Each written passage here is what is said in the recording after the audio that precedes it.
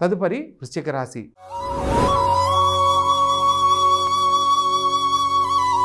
ఈ యొక్క వృశ్చిక రాశి జాతకులకు లగ్నంలో చంద్రగ్రహ సంచారం జరుగుతున్న క్రమంలో ప్రతి పనిని ఎంతో చాకచక్యంగా వ్యవహరిస్తారు. తృతీయ స్థానంలో శుక్రుడు మరియు కుజగ్రహ సంచారం చేత తోడబుట్టిన వారితో సఖ్యతగా మెలగండి. తోడబుట్టిన వారి సలహా మేరకు చేసే నిర్ణయాలలో అత్యద్భుతమైన శుభఫలితాలు పొందడానికి కారణమవుతుంది.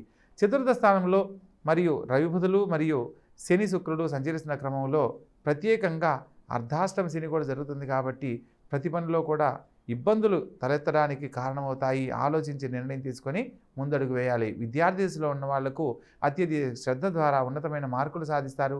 సినిమా కళారంగాలలో రాణించాలనుకున్న వారికి నూతన అవకాశాలు లభించడానికి ఇది అత్యుత్తమమైన కాలంగా చెప్పడం జరుగుతుంది. పంచమ స్థానంలో రాహువు మరియు 7వ తారీఖు నాడు బుధుడు కూడా మారుతున్నాడు కాబట్టి సంతాన భాగ్యానికి సంబంధించి ప్రయత్నం చేస్తున్న నూతన దంపతులు ఆరోగ్యశీలో ఇక్కడ జాగ్రత్తలు పాటించాలి.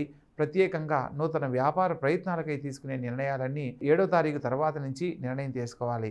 షష్టమ స్థానంలో గురుగ్రహ సంచారం చేత ఇప్పటి వరకు మిమ్మల్ని శత్రువులుగా భావించిన వాళ్ళు మిత్రులుగా మారే అవకాశం ఉంది కాబట్టి ప్రతి పనిని ఆలోచించి ముందడుగు వేయండి. లాభస్థానంలో కేతుగ్రహ సంచారం జరుగుతున్న క్రమంలో ప్రతి పనిలో కూడా ఈ వారం చివరిలో అత్యద్భుతమైన ఫలితాలను పొందుతారు. ప్రత్యేకంగా భూగృహ వాసం లేదని బాధపడుతున్న వారికి నూతన గృహయోగ లాభానికి సంబంధించిన శుభవార్తలు వినడం జరుగుతుంది. కాబట్టి మొత్తం మీద ఈ రాశి వారికి చతుర్థ స్థానంలో శని మరియు శుక్రుడు రవి బుధులు సంచరిస్తున్న క్రమంలో నవగ్రహ ప్రదక్షిణ చేయడము, ప్రత్యేకంగా మహాశివరాత్రి పర్వదినాన బ్రహ్మచర్య ఉపవాస నియమాలను జాగరణను ఆచరించినట్లయితే ఈశ్వరానుగ్రహంతో అష్టైశ్వర్య ప్రాప్తి కలగబోతుంది. కాబట్టి చక్కగా ఆచరించండి. ఆనందకరమైన జీవితంలో జీవించండి.